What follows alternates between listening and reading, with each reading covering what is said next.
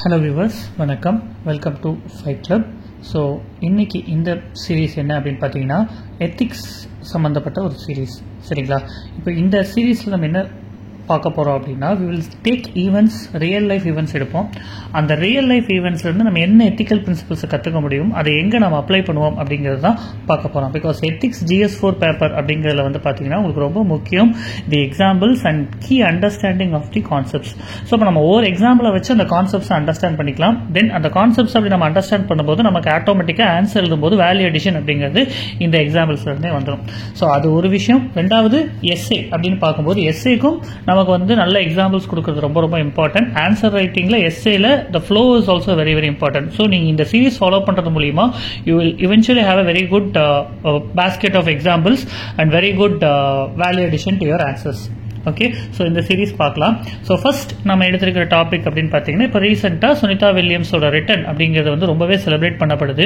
So அப்போ அவங்க பண்ண சாக்ரிஃபைஸ், அந்த ஸ்பேஸில் இருந்த ஈவெண்ட்ஸ், இதிலிருந்து நம்ம வாழ்க்கைக்கான பாடங்கள் என்னென்ன கற்றுக்கலாம், எத்திக்ஸில் என்ன தெரிஞ்சுக்கலாம், எஸ்ஐ கதை எப்படி யூஸ் பண்ணலாம் அப்படிங்கிறது தான் இந்த பர்டிகுலர் வீடியோவில் இப்போ நம்ம பார்க்க போகிறோம்.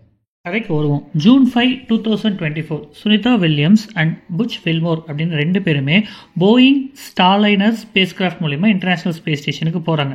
அவங்க ரெண்டு பேரும் போன மிஷன் அப்படிங்கிறது வந்து பார்த்தீங்கன்னா ஒரு 8 நாளுக்கான 8-day டெஸ்ட் ஃப்ளைட் தான் இன்டர்நேஷனல் ஸ்பேஸ் ஸ்டேஷனுக்கு.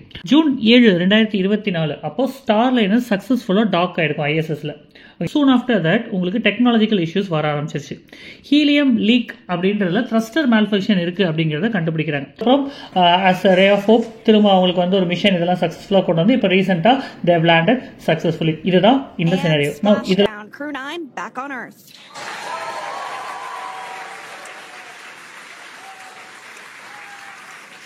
இடைப்பட்ட காலம் அப்படிங்கிறது வந்து பார்த்தீங்கன்னா உங்களுக்கு 9 மாதம் அப்படிங்கிறது.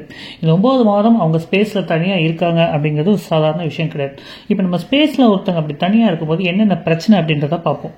ஃபர்ஸ்ட் வந்து பார்த்தீங்கன்னா பேபி ஃபீட் சிண்ட்ரோம் அப்படின்னு சொல்லுவாங்க. ஓகே, என்ன அப்படின்னா உங்களுக்கு நடக்க முடியாது. ஓகேவா? ஏன்னா கண்டினியூஸாக ஸ்பேஸில் கிராவிட்டி இல்லாதனால you have to keep floating. ஓகேவா? அப்போ நம்ம காலோட பாதங்கள் அப்படிங்கிறது சாஃப்ட் ஆகிடும், சென்சிட்டிவ் ஆகிடும். நடக்காவே இருந்தோம்னா அந்த சென்சிட்டிவிட்டி அதிகமாகிடும். அப்போ அதனால வந்து நடக்கிறது ரொம்ப பெயின்ஃபுல்லாக இருக்கும், ஒரு ஊசியில் நடக்கிற மாதிரி இருக்கும் அப்படின்னு சொல்லிட்டு ஆஸ்ட்ரோனட்ஸ் சொல்லுவாங்க. இதுக்கு பேர் பேபி ஃபீட் சிண்ட்ரோம் அப்படின்னு சொல்லுவாங்க.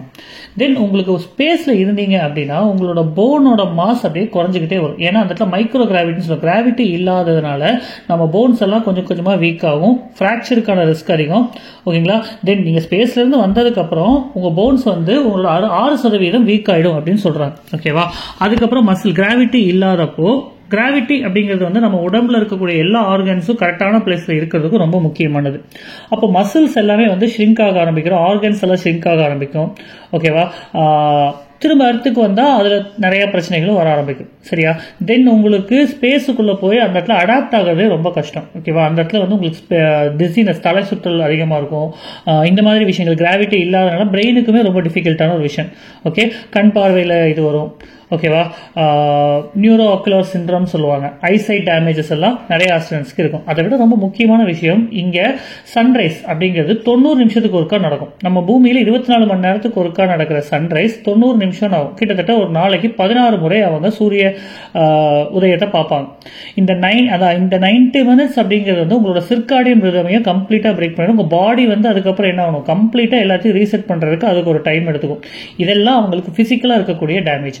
தென் மென்டலாக வந்து பார்த்தீங்கன்னா அவங்க தனித்து விடப்பட்டிருக்காங்க. உங்களுக்கு இதே மாதிரி ஒரு சினாரியோ இங்கே நம்ம அண்டார்டிகாவில் இருக்கும் ரிசர்ச் ஸ்டேஷன். அங்கே இருக்கக்கூடிய சயின்டிஸ்ட் எல்லாம் அங்கே தனித்து விடப்பட்ட ஒரு சினாரியோவில் ரொம்ப ஸ்ட்ரெஸ்ஸுக்குள்ளே வந்து திரும்ப எங்களை கூட்டு போவீங்களா அப்படிங்கிற மாதிரி இடத்துக்கு வந்தாங்க. அது பூமியில் இருக்கிற ஒரு இடத்துக்கே அப்படின்னா இது இன்டர்நேஷனல் ஸ்பேஸ் ஸ்டேஷன். அங்கே அவங்களுக்கு இன்னும் அதிகமாக தான் இருந்திருக்கும். But these 2 people are very train. அவங்க அந்த மிஷனை திரும்ப கேரி அவுட் பண்ணியிருந்தாங்க. எந்த விதமான இந்த மன கஷ்டத்தையும் அவங்க வந்து அவங்களோட எக்ஸ்பெரிமெண்ட்லையும் எதுலையோ காட்டல. தே கெப்ட் ஒர்க்கிங் அண்ட் ரெகுலராக அவங்க வேலை என்னவோ அதை கண்டினியூஸாக பண்ணிட்டு இருந்தாங்க. ஓகேங்களா? அதுக்கப்புறம் நம்ம எத்திக்கலாக என்னென்ன தெரிஞ்சுக்கலாம் அப்படிங்கிறத பார்க்கலாம். ஸோ ஃபர்ஸ்ட் வெர்ச்சுவல் எத்திக்ஸ் அப்படின்னு எடுத்துக்கிட்டிங்கன்னா அரிஸ்டாட்டல் வெர்ச்சுவல் எத்திக்ஸை பற்றி சொல்லும்போது ஃபார்ட்டிடியூட் அப்படின்ற ஒரு விஷயத்த சொல்லியிருப்பார். ஃபார்ட்டிடியூட் அப்படிங்கிறது ஒரு கீ வெர்ச்சு. ஓகே, அவர்கள் இந்த சூழ்நிலையிலும், இந்த கடுமையான ஒரு அன்சர்டனிட்டி இந்த ஒரு சூழ்நிலையிலும் அமைதியாக அவங்க வேலையை கரெக்டாக பண்ணிட்டு இருந்தாங்க.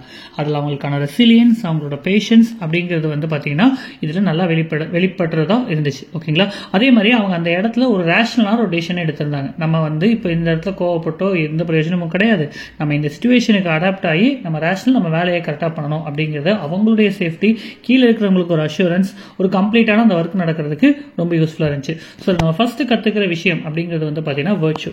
அதுலேயும் குறிப்பாக ஃபார்ட்டிடியூட் அப்படிங்கிற வெர்ச்சுவை நீங்கள் நோட் பண்ணிக்கோங்க. இதை நீங்கள் இந்த எக்ஸாம்பிள் வச்சு சொல்லலாம், இல்லை உங்களுக்கு வேறு ஏதாச்சும் எக்ஸாம்பிள் ஞாபகம் வந்துச்சுன்னா கமெண்ட் செக்ஷனில் கொடுங்க. அதையும் கூட நீங்கள் இந்த கீ வேல்யூவாக சொல்லலாம். ஓகே, அடுத்து வந்து பார்த்தீங்கன்னா டியன்டாலஜி அப்படின்னு சொல்லும்போது இமானுவேல் காண்டோட டியூட்டி எத்திக்ஸ் அப்படின்னு சொல்லுவாங்க. இங்கே அவர்கள் அவங்களோட விஷயம் எவ்வளோ ஒரு அன்சர்டனிட்டியாக இருந்தாலும், அவர்களுக்கு எவ்வளோ ஒரு என்ன சொல்றது, ஒரு பயம் கலந்த ஒரு இடத்துல இருந்தாலும் அவங்களோட டியூட்டி அப்படிங்கிறத சக்ஸஸ்ஃபுல்லாக கண்டினியூஸாக பண்ணிகிட்டே இருந்தாங்க. அது என்ன, scientific research for human space exploration. நாளைக்கு வருங்காலத்தில் இருக்கிறவங்களுக்கு இது ரொம்ப முக்கியம் அப்படின்னு சொல்லிட்டு யூனிவர்சலாக அக்செப்ட் பண்ண மாரல் டியூட்டி அப்படிங்கிறத அவங்க ஏற்றுக்கிட்டு அதை அப்படியே கண்டினியூ பண்ணிட்டு இருந்தாங்க. தென் காண்டோட இன்னொரு பிரின்சிபல் அப்படிங்கிறது வந்து பார்த்தீங்கன்னா ட்ரூத்ஃபுல்னஸ், உண்மைத்தன்மை. ஓகேங்களா, அப்போ அந்த இடத்துல வந்து நாசாவோட சினாரிகள் வந்து பாருங்க, அவங்களோட ஸ்டார் லைனர் ஃபெயிலியர் ஆயிடுச்சு, அவங்க மூடி மறைக்கல இல்லை, ஆமாம் அது தப்பு, எங்கள் சைடில் மிஸ்டேக்காக இருக்குது, அது ஒரு ஃபெயிலியர் தான், நாங்கள் டிரான்ஸ்பரண்ட்டாக இதுதான் பிரச்சனை அப்படின்ற சொல்கிறோம். அந்த ஃபெயிலியரையும் ஏற்றுக்கிறோன்னு ஏற்றுக்கிட்டு அவங்க அதை ஒர்க் பண்ணாங்க. அதனால தான் இதில் வந்து ஒரு சக்ஸஸ் அப்படிங்கிறது இவென்ச்சுவலாக வச்சு வந்துச்சு. ஓகேங்களா, தென் சுனிதா வில்லியம்ஸ் அப்படின்னு பார்க்கும்போது அவங்களோட responsibility to science and public அப்படிங்கிறத இங்கே ரொம்ப ஸ்பெசிஃபிக்காக பண்ணியிருந்திருக்காங்க. அடுத்த பிரின்சிபல் அப்படிங்கிறது ஸ்டுவர்ட் மில்லோட யூட்டிலிட்டேரியன் எத்திக்ஸ் அப்படின்னு சொல்லுவாங்க. யூட்டிலிட்டேரியன் எத்திக்ஸ் அப்படிங்கிறது என்னன்னா, இப்போ நமக்கு சின்னதாக இப்போ இமீடியட்டாக ஒரு கொஞ்சம் பேத்துக்கு நல்லதுன்றதை தாண்டி எல்லாருக்கும் நல்லது ஒரு விஷயம் அப்படிங்கிறது ஒரு விசாலமான பார்வையில் எல்லாத்துக்கும் நல்லது அப்படிங்கிற மாதிரி பார்த்துக்கிட்டா அதுதான் பெட்டர் அப்படின்னு சொல்ற எத்திக்ஸ் தான் utilitarian ethics. Greatest good for the greatest number அப்படின்னு சொல்லுவாங்க. இப்போ இந்த நாசாவோட டெசிஷனை எடுத்து பாருங்க, அவங்க 2 பேரை மட்டும் உடனே கூப்பிட்டு வரணும் அப்படின்னு நிறைய குறையுமா ஏதாச்சும் ஒன்று பண்ணியிருந்தா பிரச்சனையா எடுக்கும். அதே மாதிரி அவங்களுக்கு இப்போ அந்த மொமெண்ட்ல நம்ம ஒன்று பண்றோன்ற மாதிரி இல்லாம எல்லா விதத்திலும் சேஃபா இருக்கிற ஆப்ஷன் என்னன்னு பாத்தீங்கன்னா, அவங்களை அந்த இடத்துல வச்சு நாசாவோட இன்டர்நேஷனல் ஸ்பேஸ் ஸ்டேஷன், அதாவது இன்டர்நேஷனல் ஸ்பேஸ் ஸ்டேஷன்லயே அவங்கள வச்சு பார்க்கணும் அப்படிங்கிறதா கரெக்டான முடிவுன்றதை எடுத்தாங்க. அது எல்லாருக்கும் ஆன ஒரு விஷயம் அப்படின்றத பார்த்திருந்தாங்க. ரைட், அதே மாதிரி இவங்களும் தங்களுடைய எனக்கு உடனே ஊருக்கு போகணும், எனக்கு உடனே பயமா இருக்கு அப்படிங்கிறத தாண்டி நம்ம இருக்கிற வரை எவ்வளோ ரிசர்ச் ஹியூமனிட்டிக்கு 4 பேத்துக்கு நல்லதுங்கிற மாதிரி, நிறைய பேத்துக்கு நல்லதுங்கிற மாதிரி நம்ம கண்டினியூஸா அந்த ரிசர்ச், அந்த ஃபெயிலியர்ஸ் எல்லாத்தையும் தாண்டி நம்ம பண்ணுவோம் அப்படின்னு அவங்க பண்ணது யூட்டிலிட்டேரியன் எத்திக்ஸ். இம்மிடியட் ஹார்ட்ஷிப், உடனே நடக்கக்கூடிய கஷ்டம் அப்படிங்கிறது வருங்காலத்தில் இருக்கக்கூடிய பெனிஃபிட்டுக்கு பொறுத்துக்கிறது அப்படிங்கிற ஒரு விஷயத்துல வரும்போது யூட்டிலிட்டேரியன் எத்திக்ஸ் இவங்க ரொம்பவே அப்பீல் பண்ணியிருந்தாங்க. தென் எத்திக்ஸ் ஆஃப் கேர் அப்படின்னு சொல்லுவாங்க. கேரல் கில்லிகனோட எத்திக்ஸ் ஆஃப் கேர் அப்படின்னு பார்த்தீங்கன்னா, இந்த ஆஸ்ட்ரோனட்ஸோட சேஃப்டி, அவங்களுடைய நலன் அப்படிங்கிறதையும் அவங்களுடைய வெல்பீயிங் அப்படிங்கிறத என்ஷூர் பண்ணுறதுக்கு அவங்க இந்த 90 நாள் அவங்க கஷ்டப்பட்டதை விட நாசா அவங்க கம்ஃபர்டபுளாக வச்சுக்கணும் அப்படின்றதுக்காக அதிகமான ஸ்ட்ரெஸ்ஸை எடுத்துக்கிட்டாங்க. ஓகேங்களா, ஸோ இப்போ அதில் எம்பத்தி அண்ட் கேர், அந்த way they have been received, அவங்கள போய் கூட்டு வந்ததாக இருக்கட்டும், அந்த இடத்துல இவங்க நம்ம ஸ்பேஸ் இலான் மஸ்கோட ஸ்டார் அவங்களோட க்ரூ இருக்கு இல்லையா, அவங்க அதுக்கு எடுத்துக்கிட்ட சிரமம் அப்படிங்கிறது எல்லாமே ethics of care, compassion and ஹியூமனிட்டியை அப்ஹோல்ட் பண்ணுது. ஸோ டு சம் அப், இதில் என்னென்ன வேல்யூஸ்லாம் நம்ம கற்றுக்கலாம் அப்படின்னா, இன்டெகிரிட்டி அண்ட் டிரான்ஸ்பரன்சி. நாசாவோட integrity and as well as the way they have handled it very transparently, that is a very important value that we can get. அதே மாதிரி சுனிதா வில்லியம்ஸ் அவங்க வந்து பார்த்தீங்கன்னா அவங்களோட மிஷன் அப்படிங்கிறது எந்த ஒரு அட்வர்சிட்டி வந்தாலும் எடுத்துட்டு போனதுல இன்டெகிரிட்டியை பற்றி கற்றுக்கலாம். தென் இதில் நாசாவோட responsibility, leadership, same goes for Sunita William, அவங்களோட ரெஸ்பான்சிபிலிட்டி அண்ட் லீடர்ஷிப், இது நம்மளும் கற்றுக்கலாம். GS2 ப்ரொஃபஷனல் வேல்யூஸ் அப்படிங்கிறதையும் நம்ம எழுதலாம். ஃபர்தராக வந்து பார்த்தீங்கன்னா அங்கே ஹியூமனிட்டி அப்படிங்கிறத இது பண்ற மாதிரி, அதை ஓங்கி பிடிக்கிற மாதிரி உங்களுக்கு வந்து ஸ்பேஸ் எக்ஸ் அந்த டீமா இருக்கட்டும், நாசாவோட டீமா இருக்கட்டும், சுனிதா வில்லியம்ஸ் அண்ட் வில்மோர் இவங்க 2 பேர்த்தோடதுமே வந்து பாத்தீங்கன்னா எம்பத்தியை காட்டுது.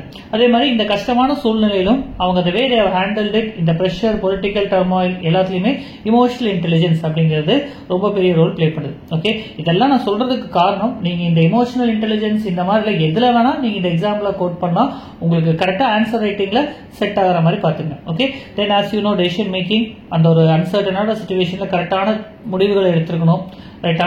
பீட் அந்த இடத்துல அந்த மிஷன் அவங்கள்ட்ட சக்ஸஸ்ஃபுல்லாக இல்லைன்னதும் ஸ்பேஸ் எக்ஸுக்கு கொடுக்கறதா இருக்கட்டும், அவங்க கரெக்டான டெசிஷன் ஓகே எல்லாமே எடுத்தது எல்லாமே வந்து பார்த்தீங்கன்னா நாசாவோடது வந்து பார்த்தீங்கன்னா திருப்பி அவங்கள கூட்டு வர்றதுக்கு இல்லை அவங்க அங்கேயே இருக்கட்டும் நம்ம வந்துக்கலாம் அப்புறம் கண்டிப்பாக நம்ம இதை முடிச்சு காட்டிடுவோன்ற டெசிஷன் மேக்கிங் எல்லாமே இங்கே ரொம்ப இம்பார்ட்டன்ட். அதை தாண்டி ரொம்ப முக்கியமான ஒரு வேல்யூ அப்படின்னு பார்த்தீங்கன்னா பெர்சிவரன்ஸ் அண்ட் ரெசிலியன்ஸ். அட்வர்சிட்டி வந்தாலும் கஷ்டங்கள் வந்தாலும் அதில் ஒரு ஸ்ட்ராங்கான ஒரு போராட்டம் அப்படிங்கிறது அவங்க கிட்ட இருந்துகிட்டே இருந்துச்சு. எந்த இடத்துலையும் அவங்க ஹோப்பை விடவே இல்லை. Hope as always they say one of the best thing and best things never fail அப்படிங்கிற மாதிரி ஹோப் ரொம்ப முக்கியமான விஷயமா இருக்கும். ஸோ இந்த ஆடியோவில் பொறுத்தவரை நமக்கு நிறைய லைஃப் லெசன்ஸ் கிடைச்சிருக்கு. ஒன்று வந்து பார்த்தீங்கன்னா நமக்கு இருக்கக்கூடிய பிரச்சனைகள் அப்படிங்கிறது எல்லாமே ஒரு டெம்பரரியான ஒரு விஷயம் தான். எப்படினாலும் ஒரு சொல்யூஷன் வரதான் போகுது. அதுக்கு we have to stay hopeful and continue what we are doing now. ஓகேங்களா, நமக்கு என்ன சுற்றி நடந்தாலும் எப்படி பிரச்சனை வந்துச்சோ அது அப்படியே போயிடும். நம்ம கன்சிஸ்டண்டாக நம்மளோட எஃபர்ட்ஸ் போட்டுட்டு இருக்கணும் அப்படிங்கிற லெசனும் தெரிஞ்சுக்கலாம். இதே மாதிரி கண்டினியூஸாக நம்ம ரியல் லைஃப் எக்ஸாம்பிள்ஸ் எத்திக்ஸ் எல்லாமே பார்த்து ஒவ்வொன்றும் நம்ம சீரியஸாக இதில் போடலாம். Follow the channel, subscribe to the channel, and இந்த வீடியோஸ் அப்படிங்கிறது நல்லா இருந்துச்சுன்னா keep encouraging us. Thank you so much. All the best.